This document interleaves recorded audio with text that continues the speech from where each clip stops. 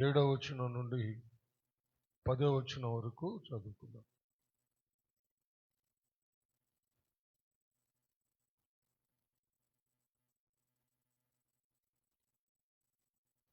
హల్లెలూయా.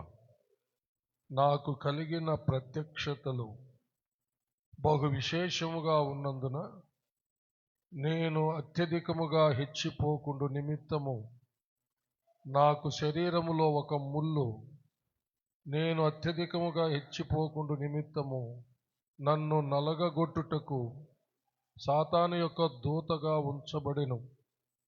అది నా యొద్ద నుండి తొలగిపోవలనని దాని విషయమై ముమ్మారు ప్రభువును వేడుకుంటుని. అందుకు నా కృప నీకు చాలును, బలహీనత యందు నా శక్తి పరిపూర్ణమగుచున్నదని ఆయన నాతో చెప్పెను. కాగా క్రీస్తు శక్తి నా మీద నిలిచియుండు నిమిత్తము విశేషముగా నా బలహీనతల యందే బహు సంతోషముగా అతిశయపడుదును. నేనెప్పుడు బలహీనుడనో అప్పుడే బలవంతుడను గనుక క్రీస్తు నిమిత్తము నాకు కలిగిన బలహీనతలలోనూ, నిందలలోనూ, ఇబ్బందులలోనూ, హింసలలోనూ, ఉపద్రవములలోనూ నేను సంతోషించుచున్నాను. దేవుడు తన పరిశుద్ధ వాక్యమును మన ఆత్మీయ మేళ నిమిత్తమై మన వినికిడిలో దీవించునుగాక. ఆమేన్. దయచేసి అందరు కూర్చోండి.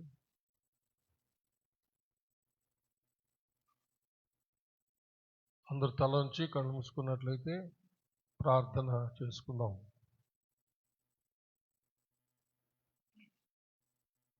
మహాపరిశుద్ధుడు అయిన మా ప్రియ పరలోకపు తండ్రి, దయగలిగిన మా దేవా యెహోవా, మీకు వందనములు, స్తుతులు, స్తోత్రములు చెల్లిస్తున్నాము.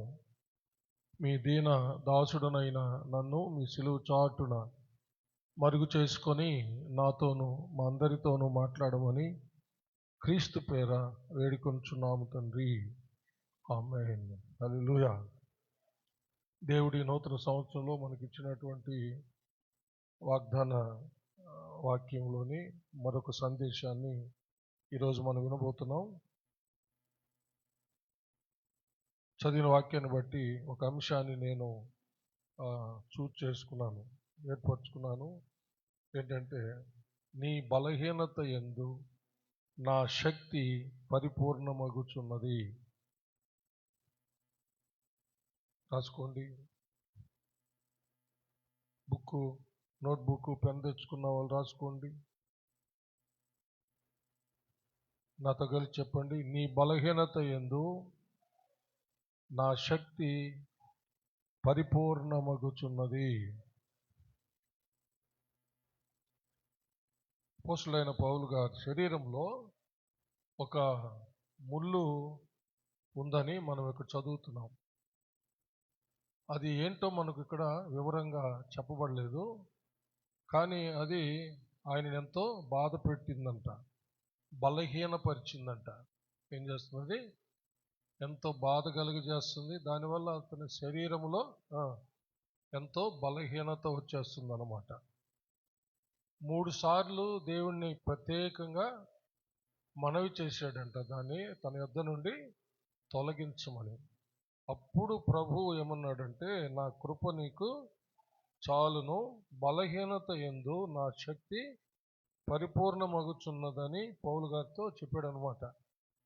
అప్పుడు పౌలు గారు ఇక దాని గురించి మర్చిపోయాడు, దాన్ని వదిలిపెట్టేశాడు. ఇంకా దీన్ని తన శరీరంలో ఉన్న ముళ్ళు సంగతి ఇంక విడిచిపెట్టేశాడు, దేవునికి అప్పగించేసుకున్నాడు. ఇంకా దాని గురించి ప్రార్థన చేయడము మానేశాడు అనమాట. మానేసి ఇంకా ప్రభు ఇచ్చినటువంటి వాగ్దానమును బట్టి సంతోషించడం మొదలుపెట్టాడు, అతిశయించడం మొదలుపెట్టాడు. దేన్ని బట్టి? దేవుడిచ్చిన వాగ్దానాన్ని బట్టి సంతోషించడం, అతిశయించడం మొదలుపెట్టాడు. నిజంగా పౌలు గారు అతిశయించడానికి తగినటువంటి వాడని ఇంతకుముందు మనము ధ్యానించుకున్నాం, ఆయన కలిగిన ప్రత్యక్షతలను బట్టి. కానీ ఆయన అతిశయించను అన్నాడు కదా, మొదటి వచనం మనం ధ్యానించాం ఇంతకుముందు ఆ భాగాన్ని. అతిశయపడుట నాకు తగదు గాని అతిశయపడవలసి వచ్చినది. అంటే ఆయన దేవుని సన్నిధిలో ఆయన కలిగినటువంటి గొప్ప గొప్ప ప్రత్యక్షతలను బట్టి ఆయన అతిశయించేదానికి తగినవాడు అన్నమాట. కానీ నేను హెచ్చించుకోను, అతిశయించను. ఒకవేళ నేను అతిశయిస్తే నా ప్రభువునందే నేను అతిశయిస్తా. హల్లెలూయా. నా ప్రభు యొక్క శక్తిని బట్టే నేను అతిశయిస్తా. నా బలహీనతలో నాలో నిండిపోతున్న నా ప్రభు యొక్క శక్తిని బట్టి నేను సంతోషిస్తా, ఆనందిస్తా. నాకు నా తండ్రి వాగ్దానం చేసిన కృపను బట్టి సంతోషిస్తా అంటూ ఆయన ఈ మాటలు తెలియజేస్తా ఉన్నాడు. హల్లెలూయా. అంటే దేవుని యొక్క శక్తిని, దేవుని యొక్క కృపను ఆయన ఎంతగా అర్థం చేసుకున్నాడో మనం గ్రహించాలి. హల్లెలూయా. మనము దావీదు కీర్తనలు ఎక్కువ చదువుతాం, నీ కృప ఆకాశం కంటే ఎత్తైనది అని. హల్లెలూయా. కృపా బాహుల్యము అని చదువుతాం. హల్లెలూయా. మల్టిట్యూడ్ ఆఫ్ గ్రేస్, అది కొలవలేనటువంటిది అన్నమాట. ఒక విస్తార జన సమూహాల వలె ఆయన కృప ఆవరించి ఉందంట. హల్లెలూయా. కాబట్టి ఆయన కృప ఎంతో గ్రహించాడు కాబట్టి ఆయన ఆ తండ్రి వాగ్దానం చేసిన కృపను బట్టి సంతోషిస్తున్నాడు. అతనికి కలిగినటువంటి బలహీనతల్లో, అతనికి కలిగినటువంటి ఇబ్బందుల్లో, నిందల్లో, హింసలలో, ఉపద్రవాల్లో సంతోషిస్తూ ఉన్నాడంట.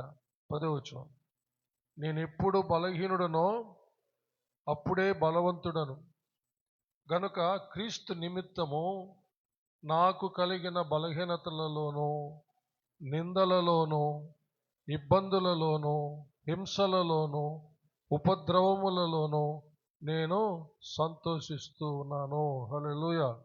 అతిశయిస్తూ ఉన్నాను. 9వ వచనం చివరి భాగంలో, కాగా క్రీస్తు శక్తి నా మీద నిలిచియుండు నిమిత్తము విశేషముగా నా బలహీనతల యందే బహు సంతోషముగా అతిశయపడుదును. హల్లెలూయా. అంటే దేవుని యొక్క కృపను బట్టి, తనకు దేవుడు అనుగ్రహించే శక్తిని బట్టి అతడు సంతోషంతో అతిశయిస్తూ ఉన్నాడు. ఇది నాకు గొప్ప భాగ్యము, ఇది నాకు గొప్ప ధన్యత. నా దేవుని కృప, చాలినంత కృప నాకు అనుగ్రహించాడు. నా బలహీనతల్లో చాలినంత శక్తిని నాకు ప్రసాదిస్తానని వాగ్దానం చేశాడు. ఇంక నాకేం కావాలి? నా దేవుని కృప కంటే, నా దేవుని శక్తి కంటే నాకు ఇంకేమీ కావాలి? కాబట్టి ఇక నా ప్రభువు కోసం ఏదైనా సరే నేను నిందలైనా, బలహీనతల్లోనైనా, ఇబ్బందుల్లోనైనా, హింసల్లోనైనా, ఉపద్రవాల్లోనైనా నేను సంతోషించి అతిశయిస్తాను అంటున్నాడు అనమాట. హల్లెలూయా. కాబట్టి మన జీవితాల్లో కూడా ఇది బాగా అర్థం చేసుకొని మనము ఈ వాగ్దాన ఫలాన్ని మనం స్వతంత్రించుకోవాలి. హల్లెలూయా. మన శరీరంలో ఎలాంటి ఇబ్బందులు ఉన్నా, మన కుటుంబంలో ఎలాంటి ఇబ్బందులు ఉన్నా, మన యొక్క జీవితంలో ఎలాంటి ఇబ్బందులున్నా, అవమానాలున్నా, హింసలున్నా, ఉపద్రవాలున్నా, బలహీనతలున్నా, వాటన్నిటిలో ప్రభువును బట్టి సంతోషించాలి. హల్లెలూయా. అతిశయించాలి అంటే వాటిని బట్టి అతిశయించాలన్నమాట. హల్లెలూయా. ఎవరైనా బలహీనంగా ఉంటే గొప్పగా చెప్పుకుంటారా? నిందించబడుతూ ఉంటే దాన్ని గొప్ప అని చెప్తారా? హింసించబడడం అనేది, శ్రమ పెట్టబడడం అనేది నా గొప్ప స్థితి అని చెప్తారా? హలో. భయంకరమైన ఉపద్రవం వచ్చి తనను బాధ పెడతా ఉంటే అది నా గొప్ప భాగ్యం అని చెప్తారా? చెప్పలేము. కానీ అది గొప్ప భాగ్యంగా ఆయన ఎంచుకుంటూ ఉన్నాడు. హల్లెలూయా. అంటే దేని నిమిత్తము, ఎవరి నిమిత్తం అంటే క్రీస్తు నిమిత్తము. అది హల్లెలూయా. దేని నిమిత్తము? అది అదేనమాట అక్కడ సీక్రెట్ అంతా. పదవచనం చూడండి మరలా, నేను ఎప్పుడు బలహీనుడునో అప్పుడే బలవంతుడును కనుక క్రీస్తు నిమిత్తము నాకు కలిగిన బలహీనతలలోనూ, నిందలలోనూ, ఇబ్బందులలోనూ, హింసలలోనూ, ఉపద్రవములలోనూ నేను సంతోషిస్తున్నాను. ఎవరి నిమిత్తము? క్రీస్తు నిమిత్తం. అది కాబట్టి క్రీస్తు నిమిత్తము నీకు ఎన్ని బలహీనతలు వచ్చినా సరే, నీ శరీరాన్ని బలహీనమైన పరిస్థితుల్లో వచ్చినా సరే, నీవు నిందించబడినా సరే, ఇబ్బందుల్లో పడినా సరే, హింసలు కలిగినా సరే, ఉపద్రవాలు కలిగినా సరే, వాటిని నీవు గొప్ప అతిశయంగా నువ్వు ఎంచుకోవాలా. హల్లెలూయా. ఎలాగ ఎంచుకోవాలా అంటే, గొప్ప ఆస్తిపాస్తులు ఉన్నవాడు గొప్పగా ఎలా ఎంచుకుంటాడో, బంగారు, ఐశ్వర్యము, మనులు, మాణిక్యాలు ఉన్నవాడు ఎలా నా వైపు చూడండి ఒకసారి. నా వైపు చూడండి మాట్లాడేటప్పుడు. ఏం చెప్పాను? ఆస్తి ఐశ్వర్యాలు ఉన్నవాడు, మనులు మాణిక్యాలు ఉన్నవాడు, బంగారు, వెండి, ఆభరణాలు ఉన్నవాడు, ఇల్లు వాకిళ్ళు ఉన్నవాడు ఎలా అతిశయిస్తాడో అలాగ అతిశయించాడంట. ఏ విషయంలో? బలహీనతల్లో. బలహీనతే తనకొక ఆస్తి. Very good. కొందరు చెప్పారు దీని అర్థం అది. అతనిలో ఉన్న బలహీనత ఒక ఆస్తి, కోట్ల కొలది రూపాయలంతా ఆస్తి, పోల్చలేనిది. అదే నా సంతోషము, నా ప్రభు నిమిత్తం అంటున్నాడు అనమాట. హల్లెలూయా. అలాగనే నిందలు పెద్ద ఆస్తి. ఇదేంటి పాస్టర్, ఈ ప్రసంగమైన పాస్టర్ అబ్బాయి చెప్తారు. నిందలు పెద్ద ఆస్తి. నువ్వు నేను క్రీస్తు నిమిత్తము నిందించబడ్డం, దూషించబడ్డం పెద్ద ఆస్తి. హల్లెలూయా. ఎవరు అర్థం చేసుకోగలరు వీటిని? పౌలు గారు దీని ప్రభు చాలా గొప్ప పండితుడు. ఆయన చూస్తాం తర్వాత లేఖనాల్లో. ఆయన ఊరికే రాశాడా? అనుభవించి రాశాడు. ఆయన పెద్ద కోటీశ్వరుడు మామూలుగా. వాటన్నిటిని పెంటగా ఎంచుకున్నాడు అనమాట. ఎందుకంటే నా ప్రభు నిమిత్తం నిందించబడ్డమే నా యొక్క ఆస్తి, ఐశ్వర్యము. హల్లెలూయా. ఇంకా నా ప్రభు అయిన క్రీస్తు నిమిత్తం ఇబ్బందుల్లో పడడం, ఇబ్బందుల్లో చిక్కుకోవడం, అది నా ఆస్తి, ఐశ్వర్యం, నా ఘనత, నా గొప్ప. ఎందుకంటే అలాగ నేను ఇబ్బందుల్లో పడింది ఎందుకంటే నా ప్రభు కొరకు. హల్లెలూయా. చప్పలు కొట్టి దేని మహిమపడదాం. హల్లెలూయా. ఎవరి కొరకు? నా ప్రభు కొరకు. నా ప్రభు కొరకు. అదే కాబట్టి అదే నా సంతోషము. నా ప్రభు కొరకు నేను ఇబ్బందుల్లో పడ్డా. హల్లెలూయా. కాబట్టి అది నా ఘనత, నా ఆస్తి, ఐశ్వర్యము అన్నట్టుగా మనం గమనించాలి. ఇంకా హింస.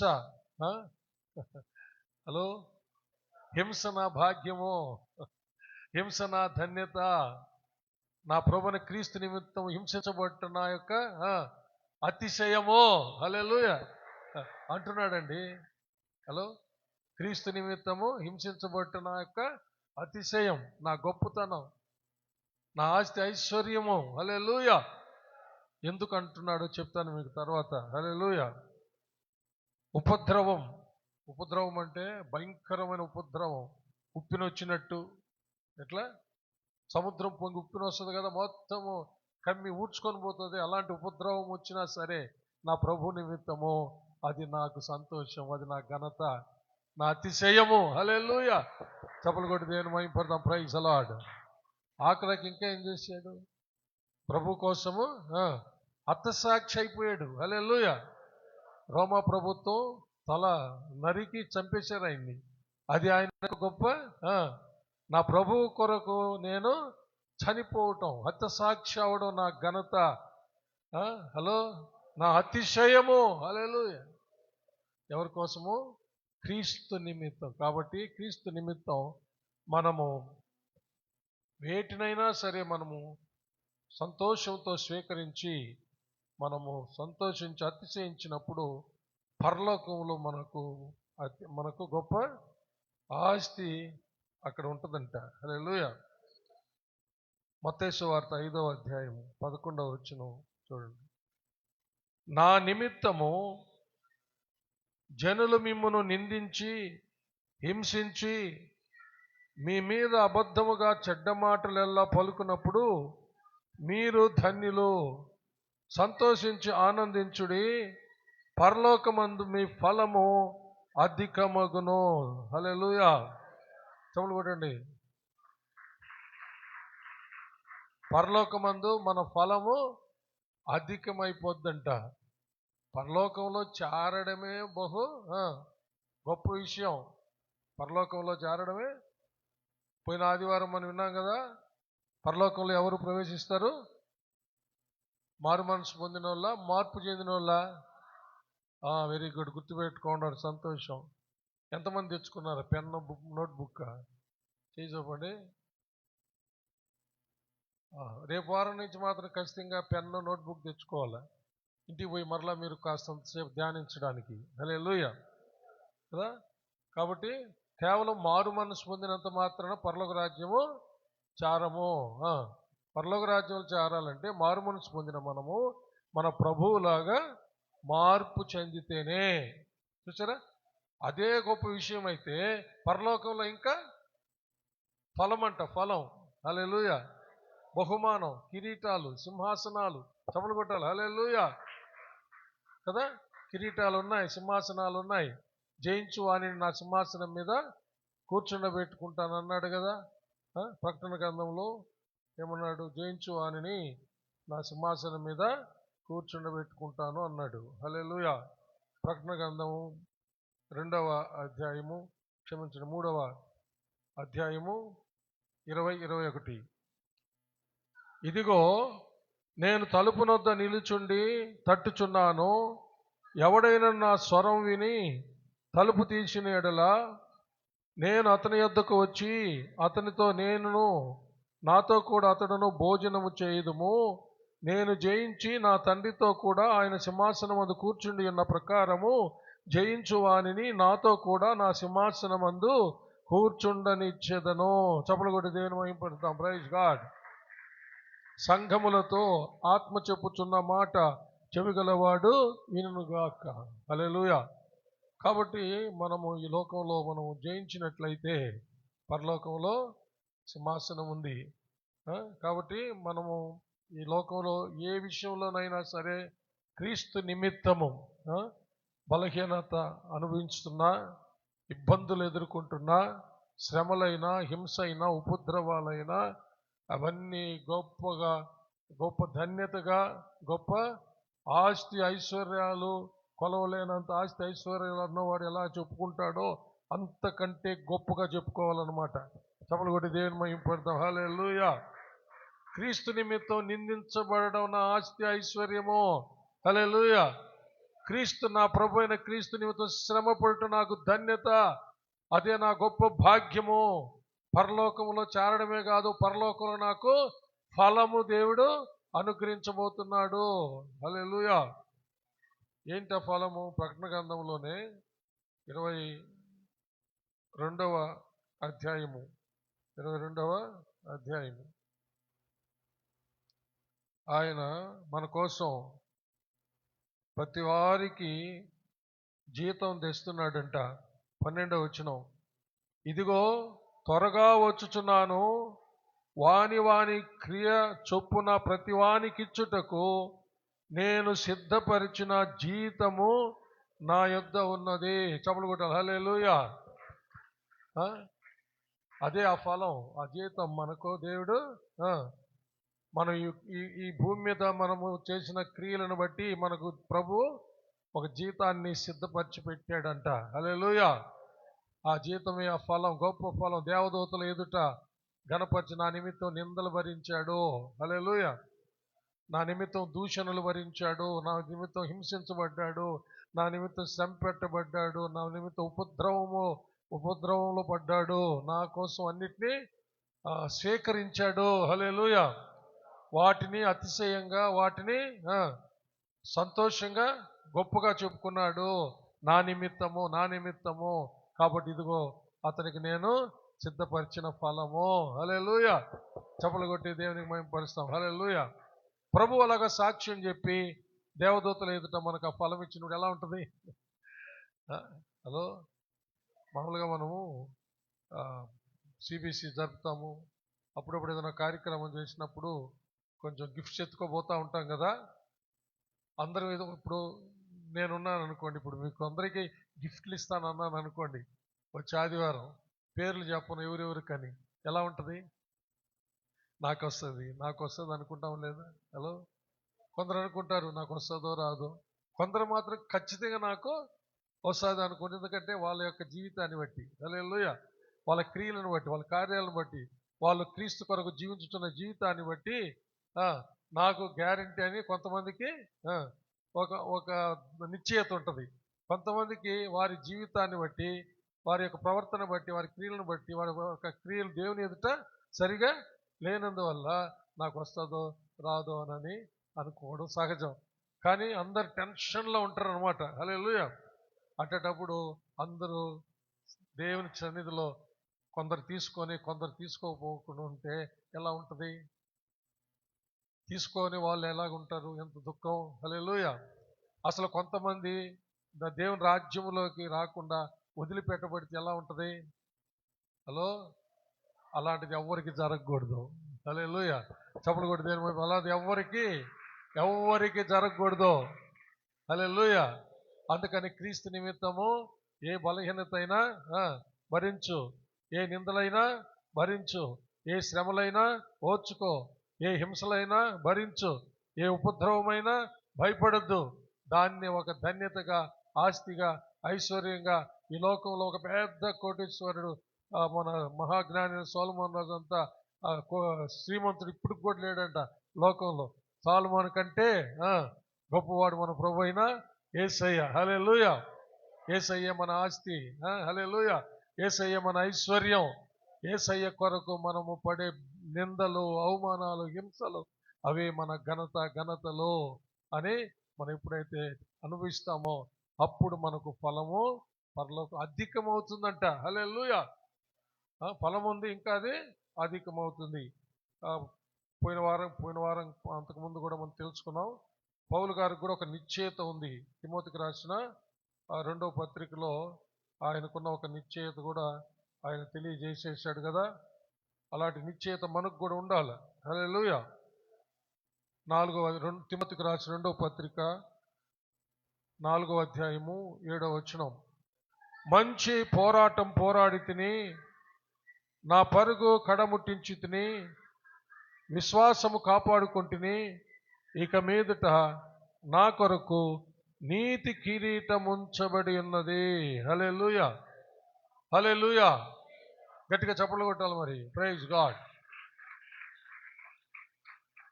చూసారా ఎంత అస్యూరెన్స్, ఎంత నిశ్చయతతో ఆయన ఈ మాట రాశాడు చూడండి. నా కొరకు నీతి కిరీటం ఉంచబడి ఉన్నది. ఎంత కాన్ఫిడెంట్గా చెప్తున్నాడు చూడండి. హల్లెలూయా. అలాంటి నిశ్చయత నీకు నాకు విశ్వాసం ఉండాలి. ఇంకా ఏమంటున్నాడు? ఆ దినమందు నీతిగల న్యాయాధిపతి అయిన ప్రభు అది నాకు మాత్రమే కాకుండా తన ప్రత్యక్షతను అపేక్షించు వారికి అందరికీ అనుగ్రహించును. క్లాప్స్ కొట్టాలి గట్టిగా. హల్లెలూయా. ఆయనకు మాత్రమే కాకుండా నా దేవుణ్ణి నేను చూడాలి, నా దేవుణ్ణి ఎదుర్కోవాలి, నా దేవుని ప్రత్యక్షతను నేను పరలోకానికి వెళ్ళి పొందుకోవాలి అని ఈ భూమి మీద దానికి తగిన విధంగా సిద్ధపడేటటువంటి వారికి అందరికి కూడా ఇస్తాడంట. హల్లెలూయా. ఆ నీతి కిరీటం, ఆ ఫలం, ఆ గొప్ప ఫలం. చప్పలు కొట్టి దేవుని మహిమపరుస్తాం. నీతి కిరీటం ఉంది, జీవ కిరీటం ఉంది, మహిమ కిరీటం ఉంది. హల్లెలూయా. వాడవారని మహిమ కిరీటం కాపర్లు కంట. చప్పలు కొట్టి దేవుని మహిమ పెడతాం. ఎవరికి? కాపర్లకి, సంఘ కాపర్లకి వాడవారని మహిమ కిరీటం తెస్తాడంట. హలో, హల్లెలూయా. అంటే కాపరి పని అన్ని పనుల కంటే కష్టమైనటువంటిది సంఘ కాపరి పని. హలో, దేవుడంట ఆయన దృష్టిలో ఎవరైతే యోగ్యులో వాళ్ళకి వాడబారని మహిమ కిరీటం తెస్తాడంట. చప్పలు కొట్టి దేవుడిని మహిమపరుస్తాము. హల్లెలూయా. కాబట్టి కిరీటాలు ఉన్నాయి. జీవ కిరీటం ఉంది, మహిమ కిరీటం ఉంది, నీతి కిరీటం ఉంది, రక్షణ కిరీటం ఉంది. హల్లెలూయా. ఏంటి రక్షణ కిరీటం? రక్షణ కిరీటం లేకుండా జీవ కిరీటమైన, నీతి కిరీటమైన, మహిమ కిరీటమైన పొందుకోవడం సాధ్యము కాదు. అందుకనే మొదట రక్షణ అనే కిరీటము మనం పొందుకొని ఉన్నాం. చప్పలు కొట్టి దేవుని మహిమపడదాం. మనం కలిగి ఉన్నటువంటి ఆ రక్షణ అనే కిరీటాన్ని పోగొట్టుకోకుండా జాగ్రత్తగా మనము ముందుకి సాగిపోవాలి. హల్లెలూయా. సరే, ఇప్పుడు చెప్పండి, ఇప్పుడు క్రీస్తు నిమిత్తం ఎన్ని శ్రమలు వచ్చినా సంతోషంగా స్వీకరిస్తారా? ఎన్ని నిందలు వచ్చినా యేసయ్య నిమిత్తం స్వీకరిస్తారా? హింసించబడినా స్వీకరిస్తారా? పెద్ద ఉపద్రవం వచ్చినట్టుబడినా స్వీకరిస్తారా? హలో చెప్పండి. స్వీకరించగలిగితేనే నీకు ఆ ఫలము. హల్లెలూయా. పరలోక రాజ్యంలో ప్రవేశమే కాదు, పరలోక రాజ్యంలో ప్రవేశించిన తరువాత దేవదూతల ఎదుట నిన్ను ఘనపరిచి ఆ ఫలము, ఆ కిరీటాలు, ఆ బహుమానాలు నీకు ఆయన ఇచ్చి నిన్ను ఘనపరుస్తాడు. చప్పలు కొట్టి దేవుణ్ణి మహిమ పరుస్తాము. హల్లెలూయా. లూకాసు వార్త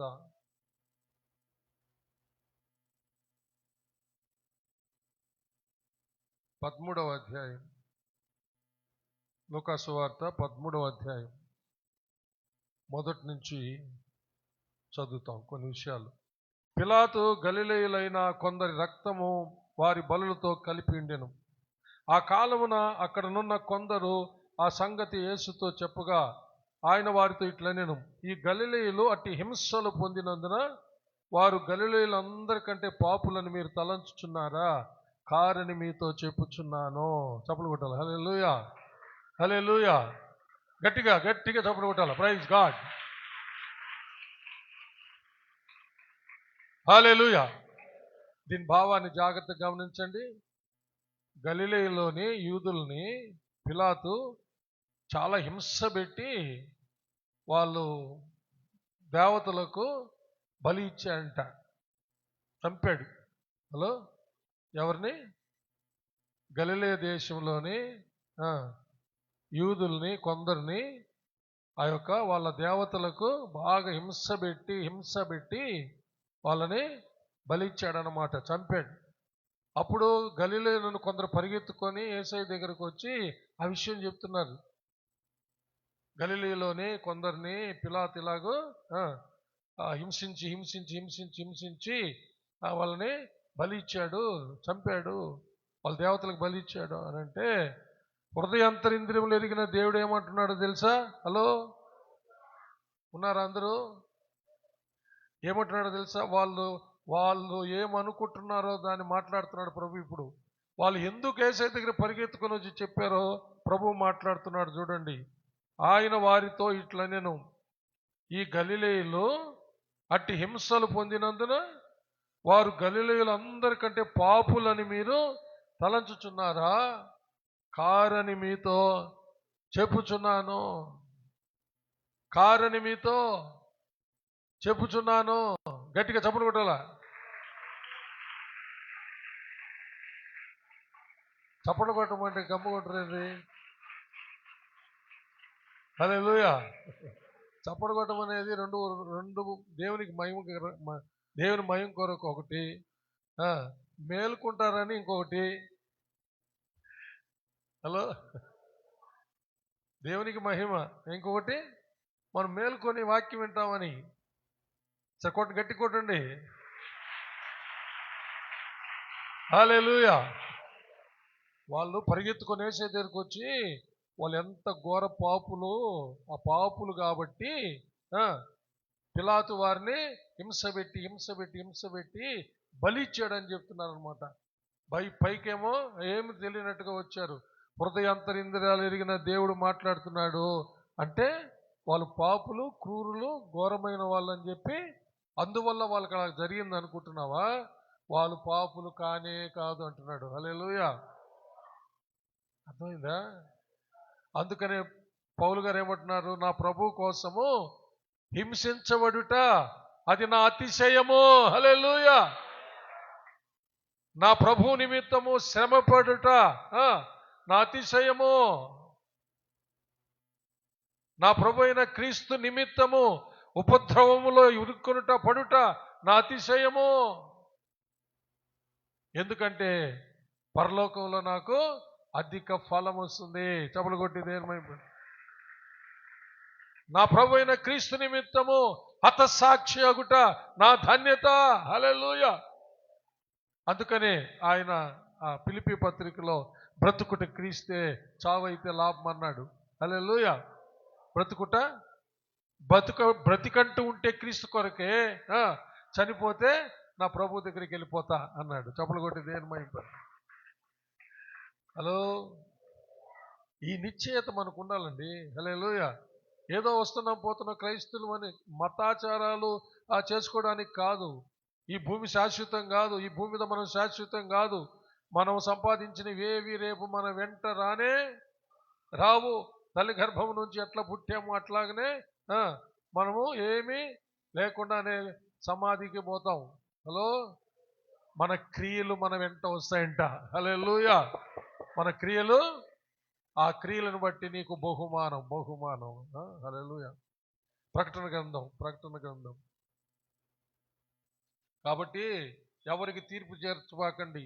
వాడు పాపి కాబట్టి అలాగో చంపబడ్డాడు, వాడు పాపి కాబట్టి యాక్సిడెంట్కి గురయ్యాడు, వాడు పాపి కాబట్టి అలా బడి చచ్చాడు, అది కాదు. ఆ కింద భాగం చదవండి, తర్వాత ప్రకటన గ్రంథానికి వస్తాను. దయచేసి 13వ అధ్యాయంలో 2వ భాగం కూడా చదవండి. లోకాసు వార్త 2వ భాగం. ఇప్పుడు మనం చదివాం కదా, 2వ పారాగ్రాఫ్ చదవండి ప్లీజ్, త్వరగా 2వ పారాగ్రాఫ్ చదవండి. మరియు శిలోయము అదేనమ్మా. మరియు ఆయన వారితో ఉపమానము చెప్పెను. క్షమించండి, చదువు. మరియు శిలోయము లేని గోపురం పడి చచ్చిన ఆ 18 మంది యెరూషలేములో కాపురమున్న వారందరికంటే అపరాధులని తలంచుచున్నారా? కారని మీతో చెప్పుచున్నాను. చూసారా? ఒక 18 మంది చచ్చిపోయారంట గోపురం పడి. శిలోయము కోనేరులో గోపురం పైన పడి 18 మంది చచ్చిపోయారంట. అప్పుడు అడుగుతున్నాడు ప్రభు, అంటే ఇప్పుడు ఆ గోపురం పడి చచ్చిన వాళ్ళు పాపులనే మీ ఉద్దేశము అన్నాడు. హలో, ఏమంటున్నాడు? ఆ గోపురం పడి 18 చచ్చారు కదా, అంటే మీ ఉద్దేశము ఈ పిలాతు హింసపెట్టి బలి ఇచ్చిన వాళ్ళు పాపులని, ఈ యొక్క శిలోయము కోనేరులో ఆ గోపురం పడి చచ్చిన 18 మంది అపరాధులు దోషులనే మీ ఉద్దేశము? కానే కాదు అంటున్నాడు ప్రభు. హల్లెలూయా. కాబట్టి మనం ఎవరికి తీర్పు తీర్చకూడదు. మనల్ని మనం తీర్పు తీర్చుకొని మనము ఇంకా మారు మనసు పొందకపోతే మారు మనసు పొందాలా. హల్లెలూయా. మారు మనసు పొందుంటే క్రీస్తులాగా మార్పు చెందాలా. చప్పలు కొట్టి దేవుడిని మహిమ పరుస్తాము. హల్లెలూయా. ఇప్పుడు రండి. ఎన్ని తలచినా ఏది అడిగినా జరిగేది నీ చిత్తమే ప్రభువా, జరిగేది నీ చిత్తమే. నీ వాక్కుకై వేచియుంటిని, నా ప్రార్థన ఆలకించుమా. అందరూ చప్పలు కొడతాం. Praise the Lord. నా ప్రార్థన ఆలకించుమా. ఎన్ని తలచినా ఏది అడిగినా జరిగేది నీ చిత్తమే ప్రభువా, జరిగేది నీ చిత్తమే. నీ తోడు లేక, నీ ప్రేమ లేక ఇళ్ళలోన ఏ ప్రాణి నిలువలేదు. నీ తోడు లేక, నీ ప్రేమ లేక ఇళ్ళలోన ఏ ప్రాణి నిలువలేదు. అడవి పూలే నీ ప్రేమ పొందగా, అడవి పూలే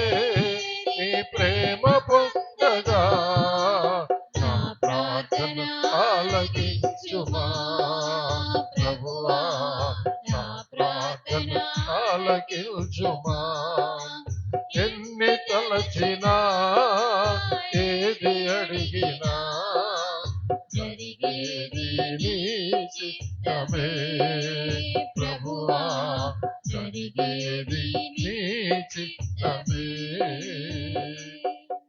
అందరు దయచేసి లేచి నిలబడి ఒకసారి మనల్ని మనం పరిశీలన చేసుకుందాం పిల్లరా. అందరు నిలబడండి, 2 నిమిషాలు ప్రార్థన చేసుకుందాం. నీ జీవితం నా జీవితంలో క్రీస్తు నిమిత్తం ఎన్ని శ్రమలు వచ్చినా, బాధలు వచ్చినా, కష్టాలు వచ్చినా, హింసలైనా, ఉపద్రవాలైనా సరే సంతోషంగా అతిశయిస్తూ స్వీకరించు. దేవుని శక్తి నీలో నిండిపోతుందంట. దేవుని శక్తి నీలో నిండిపోతుంది. పరలోకంలో నీకు ఫలము అధికమైపోతుంది.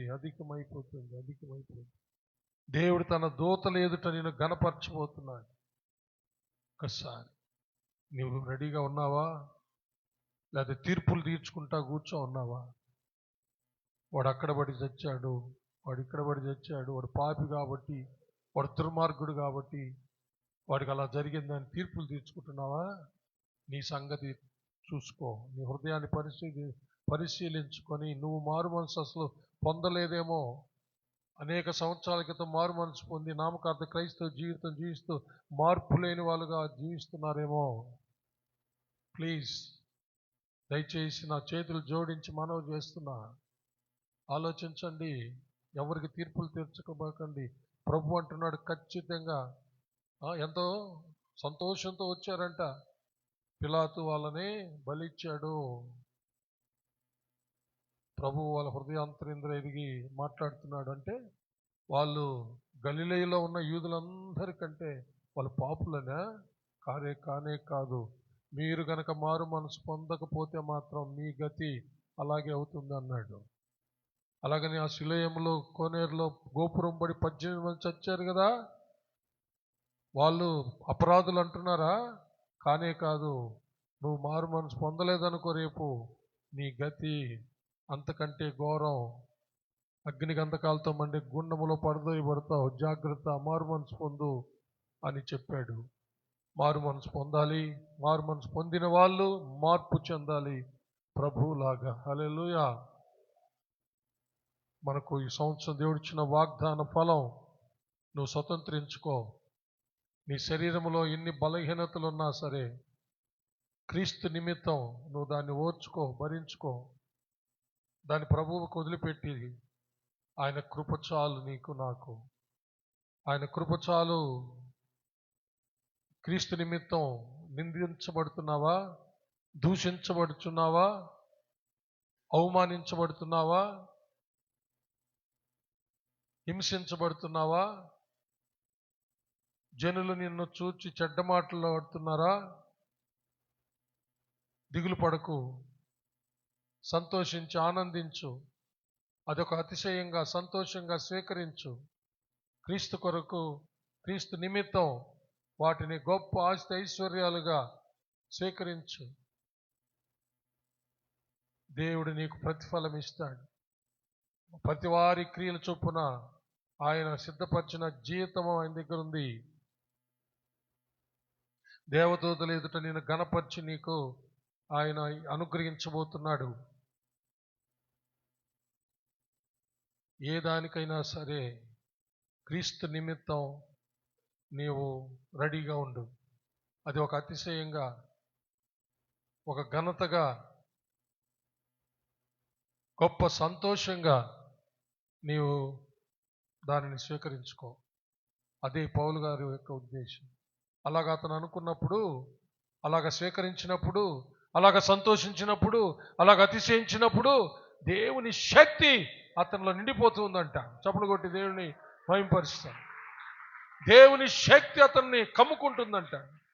కాబట్టి నా దేవుని శక్తి నాలో నిండిపోయేటప్పుడు ఈ శ్రమలెంత, ఈ నిందలెంత, ఈ హింసలెంత, ఈ ఉపద్రవాలెంత నా ప్రభు కోసం హతసాక్షి అవడం ఎంత, నా ప్రభు శక్తే నాలో నిండిపోతున్నదే. అంతకంటే ఇంకేం కావాలి? నా ప్రభు రాజ్యంలోకి నేను వెళ్ళబోతున్నానే, నా కోసం నీతి కిరీటం సిద్ధపరుచుందే. ఈ శ్రమల్లో, నిందల్లో, అవమానాల్లో, ఉపద్రవాల్లో, హింసల్లో చాలినంత కృప నాకు ఇస్తూ ఉన్నాడే. నా బలహీనతల్లో చాలినంత కృప, నా బలహీనతల్లోనే పరిపూర్ణమైన శక్తి నాకు ఇస్తున్నాడు కదా. నేను ఎందుకు దిగులు పడాలి, వేదన పడాలి? ఇంకా సంతోషిస్తాను, అతిశయిస్తాను అంటున్నాడు.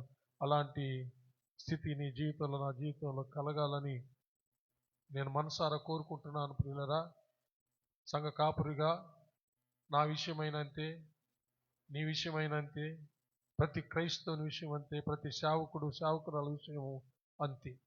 అలాగే ఎప్పుడైతే మనము స్వతంత్రించుకుంటామో మన ఫలము పరలోకమందు అధికమైపోతుంది. యేసు ప్రభువు కూడా తను దూషించబడి తిరిగి దూషించలేదంట. తను శ్రమ పెట్టబడి న్యాయముగా తీర్పు తీర్చు దేవునికి అప్పగించుకొని వాటిని భరించాడంట. అంతే మన జీవితంలో. అది గొప్ప ధన్యతగా, క్రీస్తు నిమిత్తం ధన్యతగా మనము ఎంచుకోవాలి. మిగిలిన భాగాలు తర్వాత వారాల్లో పంచుకుంటాం. ఒకసారి ఆలోచన చేయి. వేరే వాళ్ళని కూడా తీర్పిచ్చొద్దు. నిన్ను పరిశీలన చేసుకొని ధైర్యం తెచ్చుకో.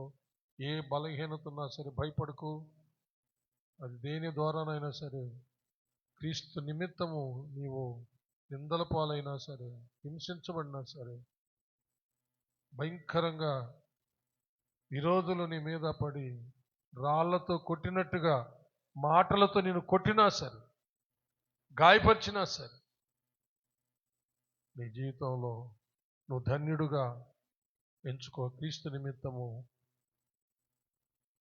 దేవుడటి కృప మనకందరికీ దయచేయునుగాక. ఆమేన్. హల్లెలూయా, హల్లెలూయా. అందరూ ఎవరికి వాళ్ళు ప్రార్థన చేసుకుంటూ ఉండగా చిన్న వాక్యాన్ని బట్టి చిన్న ప్రార్థన మనం చేసుకుందాం. అందరూ సంతోషంగా దేవుడు తగిన చాలినంత కృప ఇస్తున్నాడని, నీ బలహీనతలో, నా బలహీనతలో చాలినంత శక్తి, పరిపూర్ణమైన శక్తి అనుగ్రహిస్తున్నాడని, తర్వాత పరలోకంలో నీ కొరకు, నా కొరకు ఆయన నీతి కిరీటము, ఫలము, జీవితము సిద్ధపరుచున్నాడని సంతోషిస్తూ, క్రీస్తు నిమిత్తమై దేనికైనా రెడీగా ఉండు, భయపడద్దు. మహాపరిశుద్ధుడు అయిన మా ప్రియ పరలోకపు తండ్రి, కరుణ కటాక్షాలు గల మా ప్రభువా, మీకు స్తోత్రం నాయన. ఈ సంవత్సరం ఇచ్చిన వాగ్దానంలో ఇటువంటి మరొక సందేశాన్ని మాకు అనుగ్రహించినందుకు కృతజ్ఞతలు చెల్లిస్తున్నాము తండ్రి.